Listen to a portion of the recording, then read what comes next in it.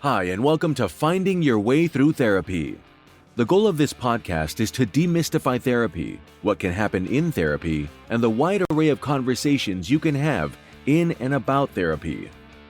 Through personal experiences, guests will talk about therapy, their experiences with it, and how psychology and therapy are present in many places in their lives.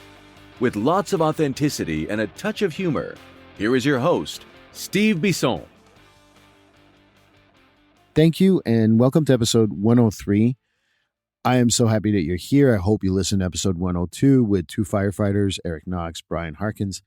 We talked about a lot of the mental health challenges that firefighters face, as well as possible solution, including spending more time with family, as well as other supports. But in episode 103, I'm going to talk to two people who I've been on their podcast and the Now What Society. I think they're going to change the name, so don't quote me on that. But Tamar Medford is a relapse prevention strategist, neurochange master practitioner, and author and host of Now What. I do believe they're changing the name. Her mission is to empower sober women to create a life so good for themselves they never want to go back to their old way of living. She is also someone who is in sobriety and has been in sobriety for several years. My other guest is going to be Elaine Kennedy. She's also on the Now What podcast. They're the co-host. She's not your ordinary meditation and mindfulness teacher. She's known as a modern-day no-nonsense calm maker. Yeah, she kicks ass. That's what I would say. She's helped thousands of stressed-out people achieve a renewed sense of deep and interconnectedness to bring a sense of fulfillment and peace into their lives. I had a lot of fun on their podcast, so I'm sure we're going to have fun. We're going to talk about sobriety, talk about life and other things, and also hockey, I'm pretty sure. So I hope you enjoy the interview. Well, hi, everyone, and welcome to episode 103. I'm so excited to have my two guests. They had me on their podcast, and we ran out of time.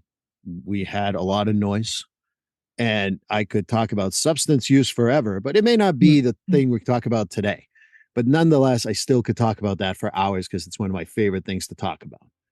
So I have Elaine Kennedy here and Tamar Medford. And Tamar, we have something in common, being born and raised Canadians, different parts of Canada. But to explain to people, we are the equivalent of Boston to Seattle. You're out in BC and I am from Quebec. So just to explain it, because some people are like, oh, do you know John from Calgary? I'm like, no, I don't know John from Calgary. And sometimes they'll say, yeah, he wears a hat. Oh, John with the hat. No, still don't know him. So I don't know if I wanted to put that little Canadian buzz in there because I think people really feel we're like next door neighbors and we all like support each other. And Alanis Morissette sings around the fire every night for us.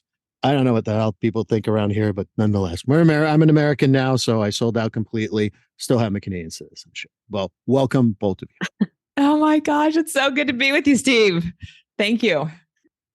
Thanks for having us.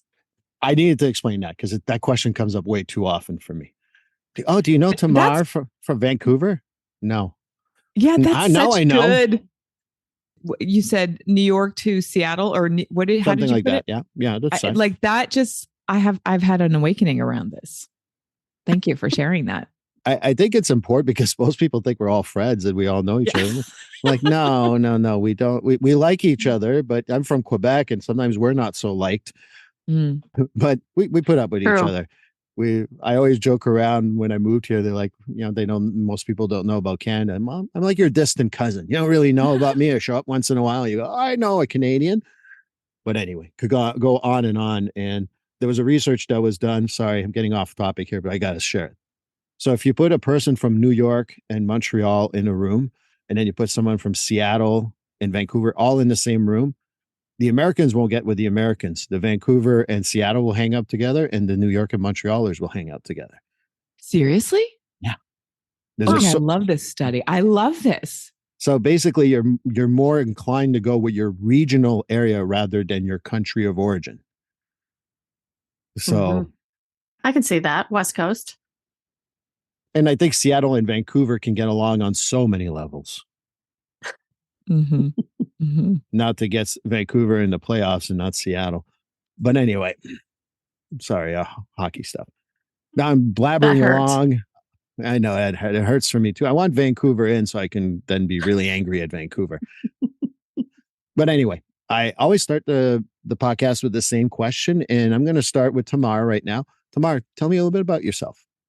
Well, my name's Tamar Medford. I'm a neurochange practitioner, and I really want to help women create a life so good for themselves that they never want to go back to their old way of living. And I did that by overcoming 22 years of addiction to drugs and alcohol. And I felt like I had overcome that for a reason. And I found that giving back and being of service has really helped to enhance my own recovery and to be able to share that story and get rid of the stigma of addiction, because I think it goes so much bigger than just alcoholism. So I have, through this journey of becoming an entrepreneur, I realized I love building websites. I love doing podcast production.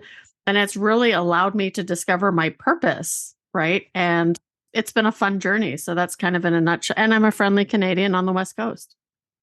I always like my Canadians. They always get a little more promo than others. Now, speaking of which, Lane, how about you introduce yourself? Oh my God, I love it. Well, you know what? I'm Tamar Medford's friend. That's Hey, and I'm your friend too. I sold out. I'm a citizen of both countries, so I'm good. Yeah. So I live in San Francisco. I'm a meditation and mindfulness teacher, and I nerd out on DNA a lot. I am a mom of a 13-year-old neurodivergent power kid, and I have 2 Irish wolfhounds. I fell in love. Did I really just say that? Yeah, I guess I did. I fell in love with meditation out of absolute necessity about 10 years ago when I had a serious rage breakdown and my life changed. And so now I'm on a mission to help people explore becoming more mindful and understanding their DNA so they can live a much healthier, happier life. Well, you bring up the subject, so now I'm interested. Okay. I want to know more about DNA, because I know the idea of DNA, but you said you learned a lot from DNA and all that. So let's start there, because I want to go on the whole mindfulness meditation thing too, because that's another great passion of mine. But let's start with DNA. So DNA, I've been obsessed with DNA from when I had my son.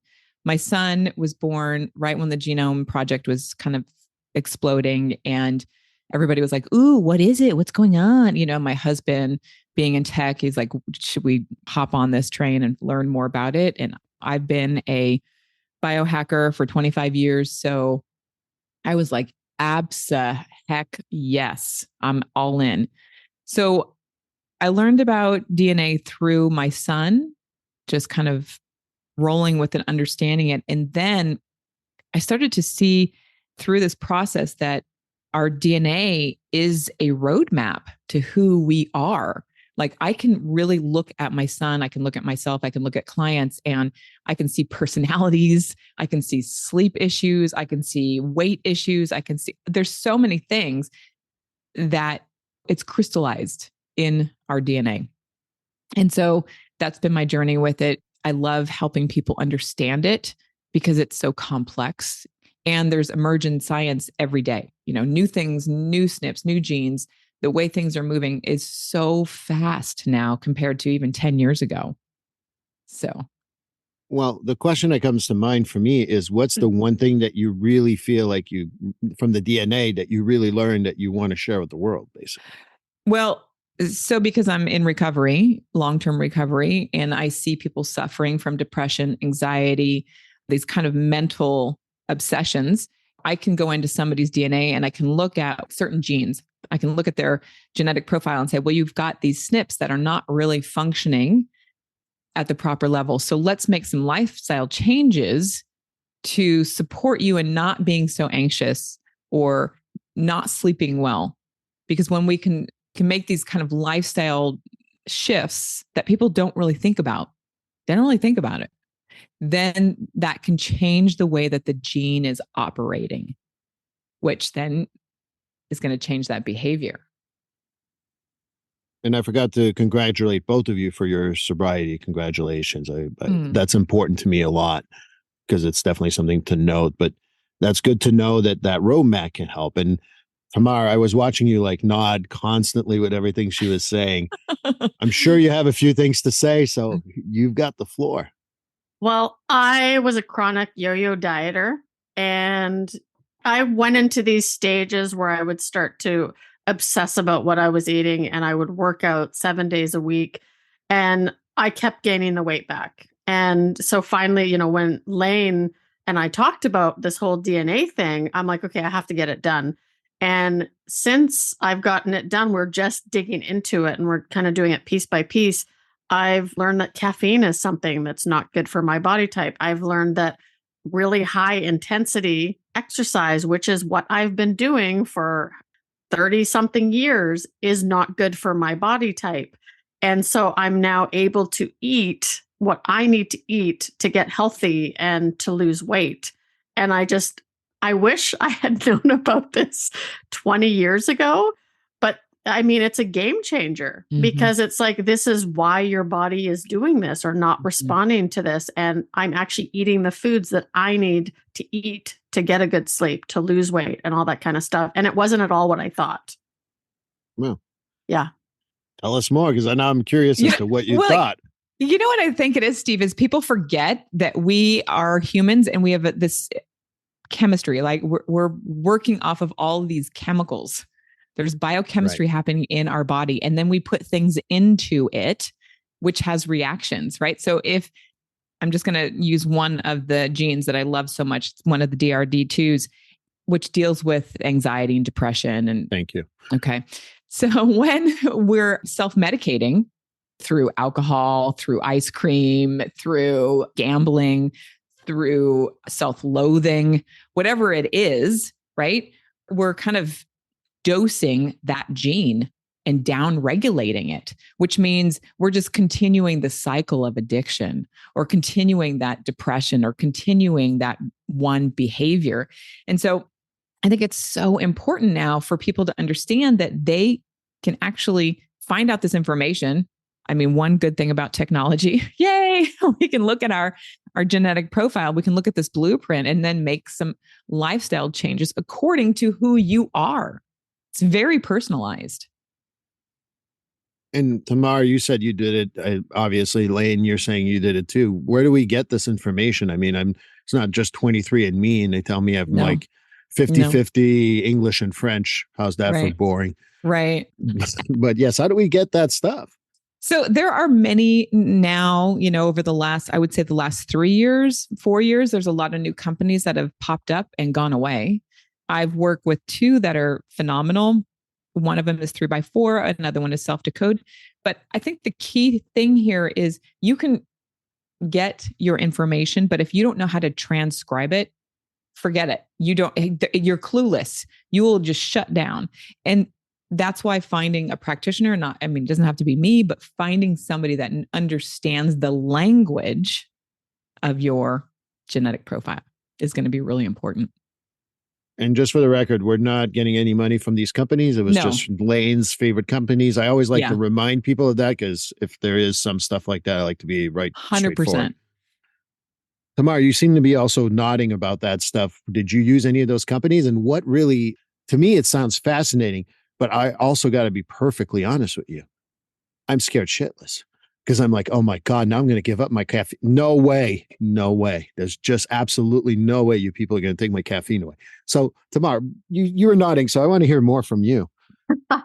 So I use 3x4 and they give you a lot of information. And like Lane said, right, it doesn't have to be her, but having somebody to be able to go through that step by step with you, because I think we all look for the easy fix, right? It's like, okay, it says I can't do this, so I'm not going to do this. But there's so much more to it. And I was scared too. Like, I loved my morning coffee. I used to drink Red Bull like crazy before I landed in the hospital. I love my desserts. There's a story right there. Yeah. But one of the things that was really fascinating is my genetics. I'm the type of person that will look at a full plate of food and I want to eat that whole plate.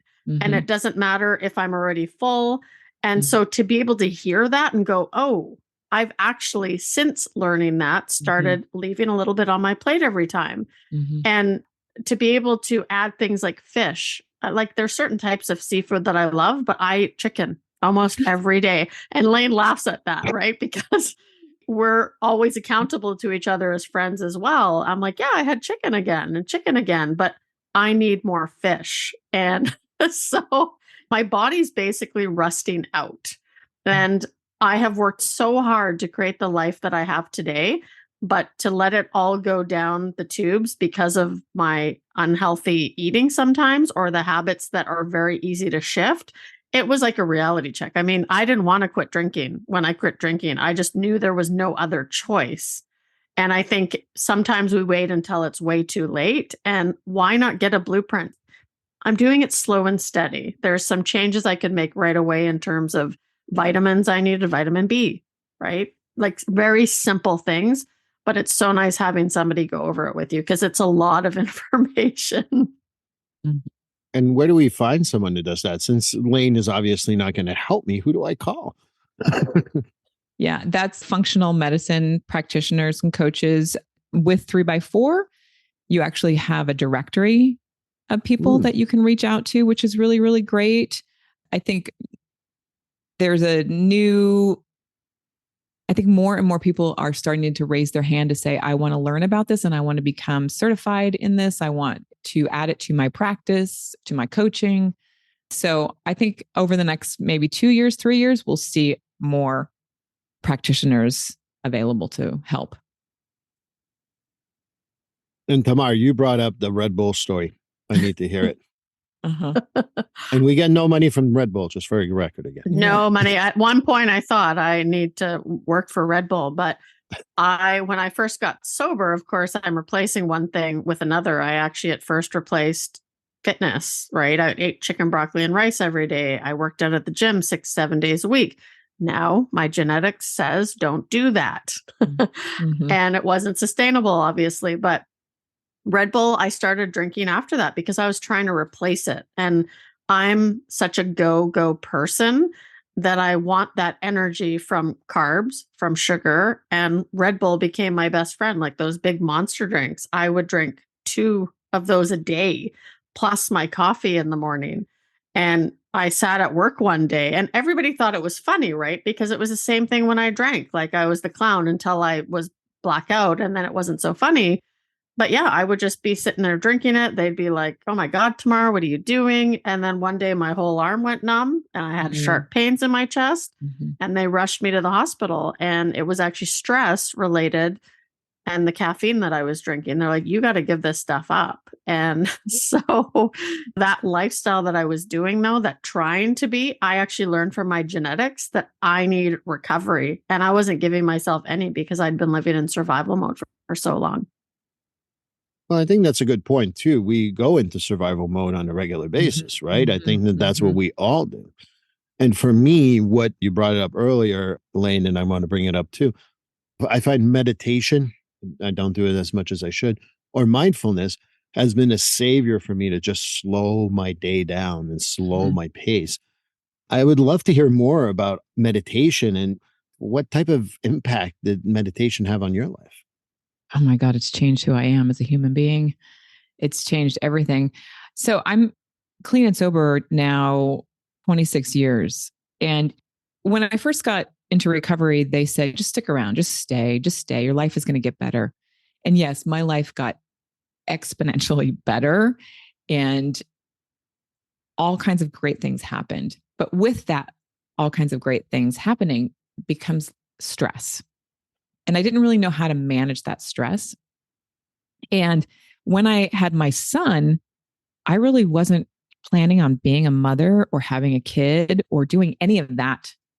And so when I had him and had postpartum hit me like 5,000 million pounds of rocks and I was dying underneath it, I started having internal rage. And this is when my whole profile changed about me. I was teetering on depression, anxiety. Meanwhile, inside, I'm just screaming and raging at myself. And so when I was in that state, not really knowing how to live and not knowing how to be a mother, I had this breakdown in the Haight-Ashbury district with a man. I got out of my car because he wasn't driving fast enough and he wasn't parking how I wanted him to park. And so I got out of my car, left my son in the car and started screaming at him. And so here I was having this break. And it was at that moment I thought, oh my God, something's wrong with me. Something has to change. And this was the moment where it was like a transcendental moment, honestly, where I saw myself out of body and knew that something had to change. And I am one of these people who likes to study and read. I'm voracious at read. Just let me add it. Give me a good book. And again, like in early recovery, they just said, stay, do the work. And so I did the work. And what I discovered is that meditation and mindfulness are a way of life. It's a way of being. It's a way of slowing down. It's a way of getting into the present moment, which I wasn't able to do, right? Because I was totally stressed out about what was happening yesterday and all the things that I forgot to do because I'm so depressed and I can't really manage my son and what's happening in his life. And I was future tripping about how am I going to get through life? So I was never, ever present in my life. Meanwhile, having this internal rage just build and build and build. And so when I discovered meditation, it was such a breath of fresh air.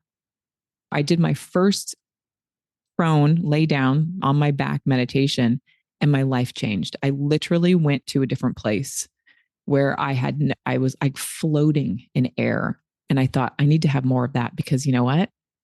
I'm one of those people that wants more and more and more. So I wanted more meditation and more mindfulness. I really had to learn what was happening in my brain. How was I going from that beta to alpha? How was I dropping from different brain states? How could I do that? How come more people didn't know about this? Steve, why don't more people know about this? That's why we all have podcasts here, so that people know about it. That's what I think. Yes. And all joking aside, I want to bring up a couple of things that you said that I really, really like. So meditation, and I see the sitting Buddha behind Tamar. So for those of you on YouTube, you can go check it out.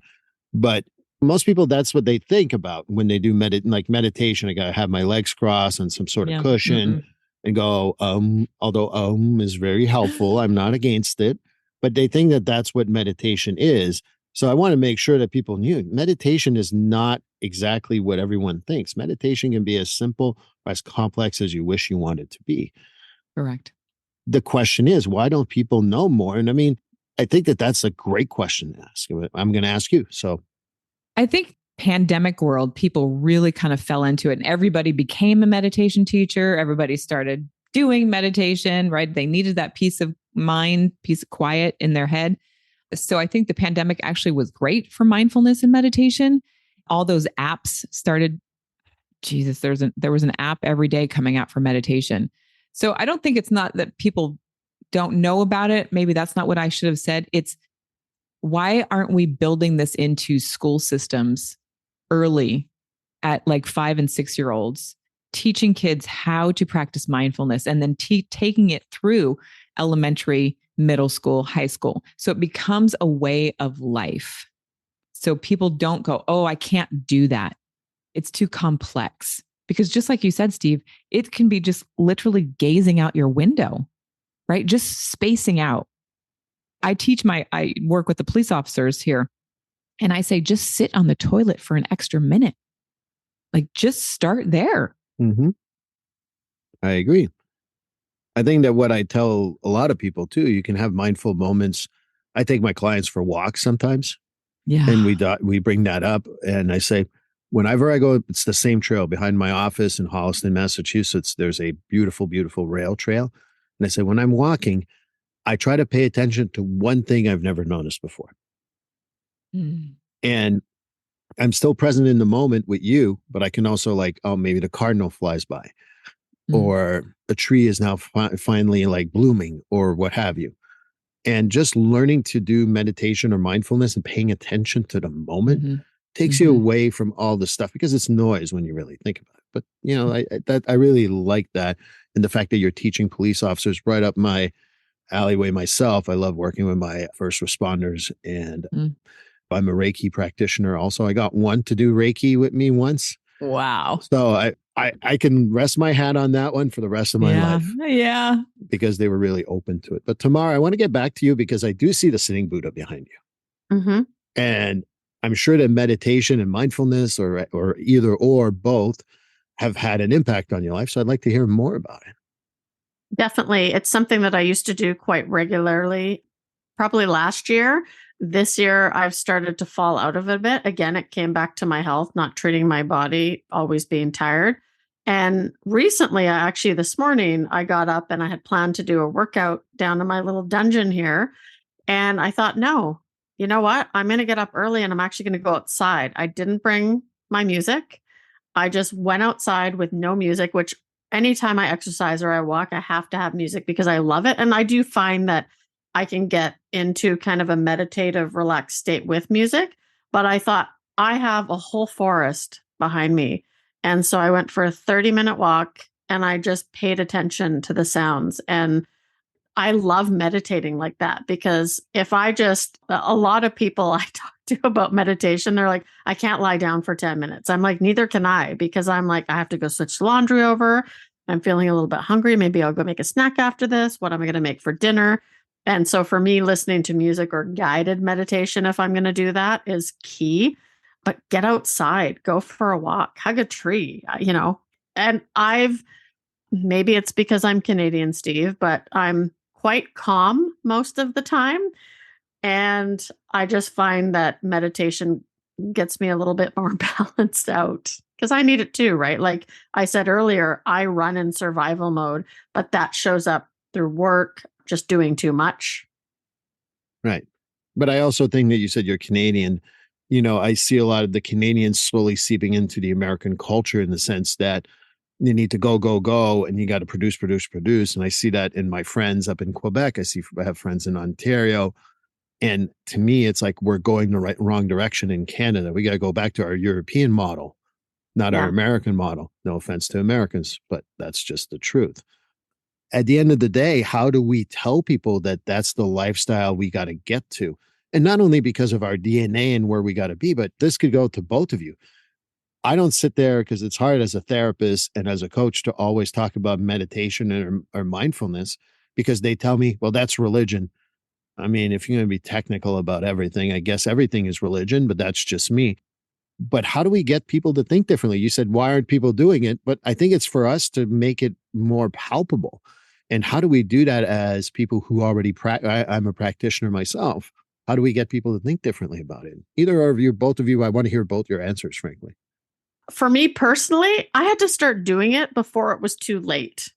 When I quit drinking 11 years ago, I was at that point where I probably could have gone a little bit longer, but I knew I had to make a choice. I can either keep going and die, or I can get better. And I feel like so many people need to hear that. Start doing this stuff before it's too late. Because it's a lot of people function that way. Oh, I've had a big crisis.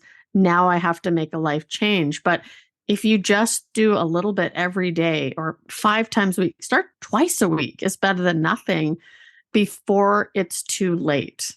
And I feel like I need the slaps in the face sometimes, which is not necessarily a good thing, but we can be so much more proactive than we are. I think that's it, Steve. It's for me, for Tamar, for so many of my clients, it's having to get to that breaking point. Right. People land in therapy because they're at that breaking point. They need to make change.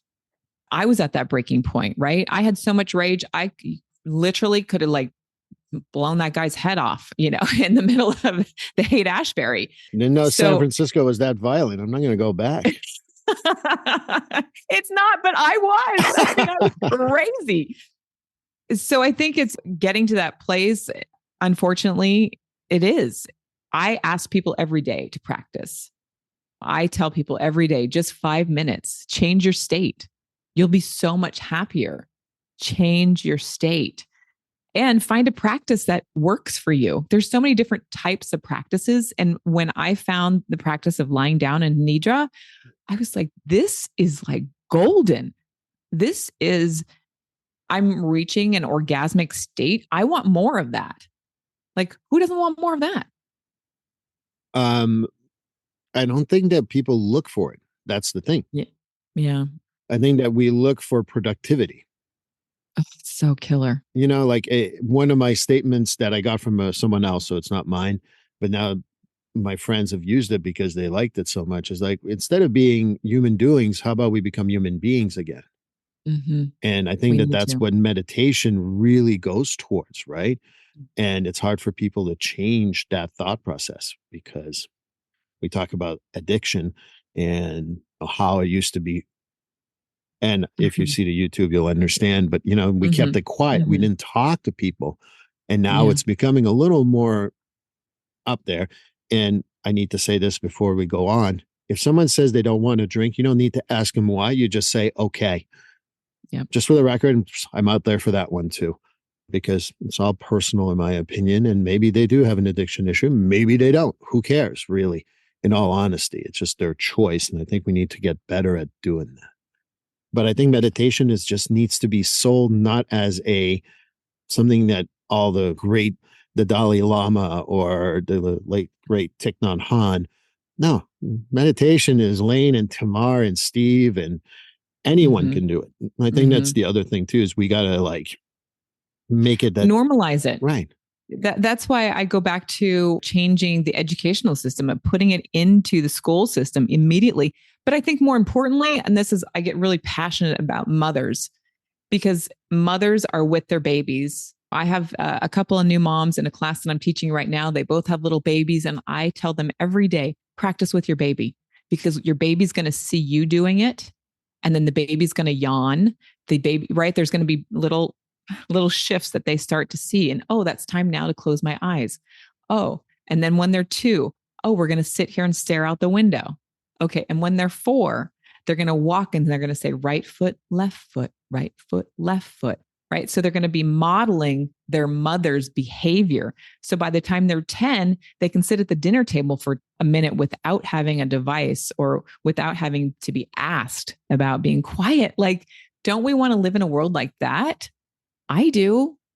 So I'm super passionate about getting mothers involved with the practice ASAP, like yesterday. I'm a big fan of another secret that we keep in this community in the world is that women with postpartum depression is a lot more common than we think. And we're talking Oof. numbers of 1 out of 4, 1 out of 3, depending on the Yep. research you look at. And you don't need to be a mother to have some sort of depression or anxiety. And we need to stop putting this in the dark so that we open it up. But again, that's a little bit of my public service announcement because I went through 2 miscarriages with my ex-wife. Mm-hmm. And I'm not here to put her out there. But, you know, I've had a lot of clients also struggle with that and struggle with postpartum depression. We just had a case here in Massachusetts with a mom with a severe case. And if you want to look it up, go ahead. And I don't need to go into details here, but I think we just need to be able to talk about stuff. I think I want to finish a little bit on this. We talk about how we keep secrets. Why do you think that we continue to get to that point on all these subjects? I know it's a large question, obviously, but I want to look at both of you because we're here to solve problems, right? We're going to solve the world's problems in this conversation. North America will be cool. We'll move on to Europe next time. But how do we get people to just stop living in the dark? And I'll go with Lane. You got to start this time. Tamar was really pushy the first time, so I'm going to put you on. Yeah, I think community. Right. I think having community, joining others who are doing something that you're like fired up about, or you're questioning, or you're curious about. I was super curious about meditation and mindfulness. I knew that this teacher that I fell like into that state, I was like, there's something there. I need to follow her. I need to get involved with her. And I jumped into her community. And then, you know, I became a teacher and learned so much more. But I think there's so much power in community. I mean, and I hate to bring it up, but, you know, Alcoholics Anonymous, one of the largest communities of people in recovery, staying sober. And it doesn't matter if you like Alcoholics Anonymous or not, or you have a grudge against it, but it's a community of people who are actually, you know, surviving and thriving in their life, who make huge changes. So I think community is the answer, Steve. Did I answer it? Maybe. Right, that's the right answer for me. And For the record, as I agree with you wholeheartedly, whether you have a super love or super dislike of AA, I always say to people, if it works for a large number of people, why do you have to diss it? You don't need to get it. You don't want to get involved. Don't get involved. That's fine. No one's putting a gun to your head. But if it's going to help, and let's face it, what we can say millions of people at this point, right? Millions. And so I'm not a AA guy myself, but you'll never hear me say, no, don't do it. No, the community, the collective, there's a lot of to say about that, but just wanted to say that. So Tamar, since Lane probably saved about 80% of the world, you're going to do the 20%. How do we get people to think differently? Well, I have to agree on the community thing. And in my experience, I mean, I grew up with, my parents were baby boomers, and it was this is how you act. This is how hard you work. And then you could prove your worth. And so I grew up like that. And one of those things was you don't show your weakness.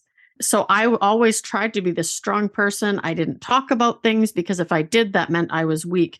Now, finding recovery and finding that community, I found women who gave me that safe space to share my secrets. And all of a sudden, these weights started to lift off my shoulders. And I think there's stigma for so many different things. But as a Gen Xer, we've grown up saying being told you have to work hard, right? Or else you're not worthy. And don't be weak, because I mean, you don't want to show people that you're emotional. And like Lane said, like emotional intelligence, I think they need to teach in schools, because maybe then people would start to say how they felt. They could get honest with themselves. But I think people also need that space to do that. And you find people by going into groups of like-minded people. And I had to look for that. I wasn't hanging out with people who were safe people to talk with. It was all about gossip and what your neighbor was doing. So yeah, I'm going to have to second that community there, Steve. I'm going to add to what I also think is very beneficial. And for me, it's not to keep tabs on stuff. The story I share with people is I moved, when I divorced, I moved to this house where I'm at now. And my neighbor, one day, I don't know what I did. I took in their garbage back or something like that. Oh, I owe you. I said, listen, if you're going to start taking like tabs as to who did what for who, we'll never get along. We'll just do stuff because we like each other. And if it gets too one-sided, we can talk about it. Well, one point I blew up my knee and she took care of my grass. And then one time she had a bad back, so I took care of the snow. And I didn't say, well, I owe you, because no, we just do it. And I think besides collective, we got to stop thinking I owe you. I was on your podcast and I was so grateful. And I don't have you on my podcast because I have to. I just found it fascinating. I think that's what we got to stop doing, taking tabs. When you get to the other side, whatever the other side looks like, I don't think that whoever's on the other side is going to say, well, how many favors did you do versus how many favors do you owe? No one's going to say that. And I think that for me, not only is it collective, but stop taking tabs on stuff. But that's just me. And with that, I was talking to my son and my niece this weekend, and just about being nice, right? Like, what happened to just being nice to be nice? Just like the tab, like that. I think that's what you're saying, right? Just like we're not keeping tabs anymore. Why can't we just pull over completely in the lane instead of double parking? Right? Like the entitlement situation is out of control. So why not just be thinking of others and making the world a better place? I know for me, if I'm thinking of others, I'm not thinking about my crazy or whatever you want to call it, my crap, right? My self-centeredness, because I find that my self-centeredness, my world becomes really small and painful. And then there's like a shame spiral that happens.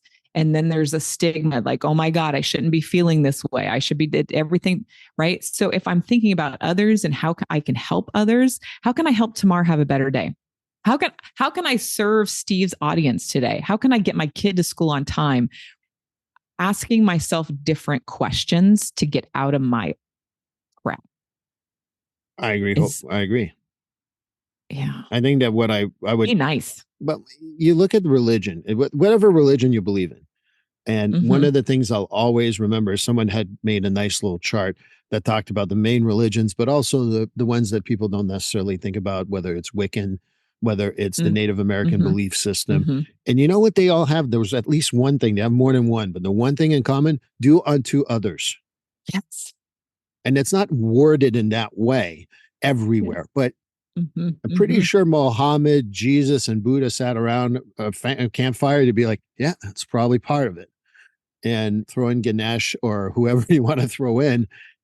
Ultimately, I think that that's just a message that we, all religions have, and we tend to forget. So for all of you who are like, oh, we can't talk about religion, just a secret, they're mostly all the same. Well, it goes back to, or not goes back to, but spiritual principles, right? Like there's a moral code that maybe perhaps we should just start looking at, our own moral code, our own ethics, our own spiritual values. So even take religion out of it. Just like, what am I standing for today? How do I want to leave the planet? What else am I going to... I don't know. I could go way out on a limb here. Tamar, help me. I know I could add a lot too, but it's true, right? Be nice. Be nice. This is why I hang out with Canadians. They're all nice, right? Yeah. You should ask about Quebecers once in a while. Yeah, we'll talk later. Yeah, exactly. We have a reputation in Canada. Some of it earned, some of it not so much. Now we got the Albertans to pick on. But anyway, I want to get back to the other thing about religion just to finish on this, because I have people who tell me, no, I don't believe in anything. I said, that's a belief system. Right there, that's a belief system. There it is. So true. So if there's nothing after that, might as well do something nice while you're here. And so when people say they have no belief system, I said, that's a belief system. You just can't get away from a belief system. And, I also go back to dogma, which says that you should have ideas, not beliefs. You can have an idea about something, but if you make it a belief, it gets tricky because people are willing to die for those beliefs. And Dogma is a 1998 Generation X favorite for many of us movie. And if you ever want to check it out, I don't make any money. Kevin Smith will not send me residuals, I'm pretty sure. Oh. But it really is a great comment as to how we can use spirituality versus religion. And it's pretty funny, but also a lot of little tidbits. Ben Affleck, Matt Damon, Kevin Smith, Chris Rock is an apostle. It's just amazing. It's a great movie. Go and check it out. But that's my view of spirituality, because that's what they talk about. I'm going to shift gears a little bit because Tamar, I was reading a little bit because I try to research everyone. And you talked about it in the intro. And in my head, I'm like, I got to know about neural change because I have no clue what that means. I learned about DNA now. Now I got to learn about neural change. What does that mean? What is neural change? So neural change is basically learning to rewire your brain. The program that I teach, the neural change method, is a neuroscience and psychology-based program that really looks into discovering your purpose, your belief systems, emotional intelligence, neuroplasticity. And so it's basically helping you create that vision for yourself, and then learning what is blocking you from getting there and how to change that, right? Because a lot of times people get into something and they're like, well, I can't do that. I mean, they might be able to, but I can't. And it's not true. So we need to change the way we think. And we do that by rewiring our brains. And part of it is learning about how the brain actually functions in a way that they can understand, so that they know it's possible. Like that whole, you can't teach an old dog new tricks. Well, you can actually. I mean, we're working on it right now at home. It's a slow go, but it's possible. And I think I use it more often on myself than I do with clients, because it's things that I have to remind myself of, especially emotional intelligence. So, but yeah, in a nutshell, that's what neurochange is. Yeah, I'm a big fan of neuroplasticity. I explain to people how to change the brain is like, you got to create a connection in your cerebral cortex. When you start off, it's this dirt road that's not been paved. There's nothing on it. It's just crappy road. But you practice it, then suddenly you can put a gravel base, and maybe you'll put some sand, and then maybe you put some cement over it. And then it's nice and straight, but you only have one lane. And then you do it more often. It's a 2-lane, a 6-lane highway. And then it gets easier with time. So when you talk about, I didn't know what neural change is, but when you talk about neuroplasticity, I love talking about that, because I also tell people there's 6-lane superhighway, even though it's there, if you don't use it and maintain it, it goes away and it gets smaller. So it's not like, oh, I know this, I can move on. It's really learning that. And neuroplasticity, when you talk about old dogs, new tricks, neuroplasticity has been found now to work till basically the day you die. Mm-hmm. So I like that new change of the thought process. And we're going to solve another problem with the world. Be open to learning something all the time. Yeah. And I think what happens is that the work that I do with the meditation kind of reinforces that neuroplasticity, that neural change, right? So if you're rewiring your brain to start to think differently using meditation, kind of lays down the daily practice. Oh, I am thinking differently. I am seeing the world differently. I do believe differently. They work hand in hand. They do. And parts of the program actually, because it's all science based, all the research is in there. And it shows what happens to the brain when you meditate, right? So people can't just say, oh, well, that doesn't work. Well, here, actually, this is what happens in the brain while you're doing this. The studies on that are amazing. If anyone wants to go check them out, I encourage everyone to go check those out. I also know that I told you about Reiki, and there's now some research that shows how Reiki changes. And people are like, you don't touch people. I'm like, well, it's an energy that's not mine. It's an energy from the world. And people look at me like I have 4 heads usually when I talk about that. And when we talk about chakras and they feel it, they're like, oh, crap, it's real. So I think that it's also like the openness to that change of neuroplasticity and the research to be like, to me, neural change is essential. If you think you know everything, you should give up now. Yeah. I knew everything when I was 20. Right. But nowadays I realize what I know barely fits in a thimble in the size of this room. And the more I learn, it's that thimble seems pretty big considering the size of the room. So just being open to learning stuff would be what I would say. As we wrap up here, because we're almost close to an hour, this is awesome. The other thing I want to mention about group and people always think it's a line, but I really feel like we've become friends talking here. And I really appreciate you guys. I can't tell you how much. And this is the other part of why do you do a podcast? To make millions of dollars. No, it's to connect with people across where people like, I wouldn't have met Lane or Tamar. I know she's Canadian and she lives next door to me, but I wouldn't have met her until we did this podcast. And now I'm like, I want to stay in touch. And when we talk about connectiveness and all that, I just think that I wanted to put that out because I really felt like we've had 2 conversations in the last couple of weeks. Like, can we do this weekly? I mean, this is really nice. So I wanted to give you that, give it to my audience so that they can hear that. But as we wrap up here, is there ways that we can reach you guys? Because I know there's a couple of things we can do to reach you, but I'd like to hear more from you guys in regards to that. And we'll go with Tamar this time. Yeah, absolutely. I think the easiest way is on our website. And actually, we are in the middle of a rebrand right now. So by the time this airs, it'll be laughingwithoutliquor.com. And we're really excited about that. So you can find our social media, all the links there, links to the podcast as well. Perfect. I want to go back to the conversation, Steve. Sure. Because I am a huge fan of just having conversations. Right. So anytime you want to reach out, right? And I say this to our audience and those who are listening, both Tamar and I are really accessible. We tell our listeners when we have our show, just reach out, join the community, get a hold of us, because I feel that we live in this world of isolation. And we start to change, like I said earlier, through community and through conversations, being heard, being seen, being touched. And we need more of that now. So I hope, people reach out and say hi, because it just makes me so happy. And like Tamar said, you can find out everything over at Laughing Without Liquor. And I have a website as well, lanekennedy.com. Just want to mention that if we were talking before this off air, they're the exact same people.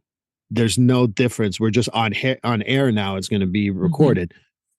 And for me, that's the breath of fresh air that I love about authenticity, because I can't fake me. You guys can't fake yourselves. And so what I feel like, and Lane, you might get an email every week now at this point. Awesome.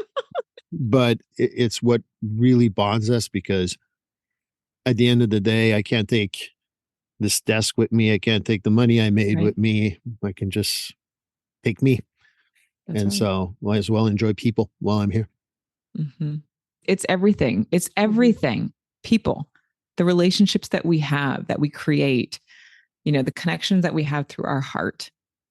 Who are we surrounding ourselves with? I mean, I went down to my family this weekend, and my brother-in-law brought in all these musicians from Venezuela, and there were like 100 people there, and it was incredible. And everybody kept saying, "Thank you, David. Thank you, David. Thank you, David." And it's like, I was full of love because there was so much love in the room, because of the community and the connections and the relationship and the conversations that they're having. It's just like, yes, let's create more of that. So, Steve, I'm really grateful to be here with you. It's so good. Thank you. And all the joking aside, Quebecers are different, but there's no English Canadians would let anything happen to Quebecers. And that's the truth. And vice versa. No, we pick on them, not you guys. And then the other thing too, is I joke around that Canadians and Americans are like cousins. And I said that earlier. And I just think that when you see it as a connection, rather than the country below us or the country above us or whatever, that just changes everything and people see you differently. So thank you guys. Very generous with your time. And I look forward to talking to you again, both of you. Tomorrow I'm going to bother you, even though you told me not to. You can bother me. I'll let go of the Quebec thing. All right. Perfect. Thank you. All right. Thanks, guys. Thanks, Steve. Well, this concludes episode 103 of Finding Your Way Through Therapy. Tamar Medford, Lane Kennedy, thank you so much. It was a great interview. I'm still laughing, actually. And I'm hoping that we can connect in different ways, including off podcasts and even doing some lives or something. But the next episode, we're going to talk about change. It's going to be a solo episode for me, and we're going to talk about change because this is something that's been on my mind lately. So hope you join me then. Please like, subscribe, and follow this podcast on your favorite platform. A glowing review is always helpful. And as a reminder, this podcast is for informational, educational, and entertainment purposes only. If you're struggling with a mental health or substance abuse issue, please reach out to a professional counselor for consultation. If you are in a mental health crisis, call 988 for assistance. This number is available in the United States.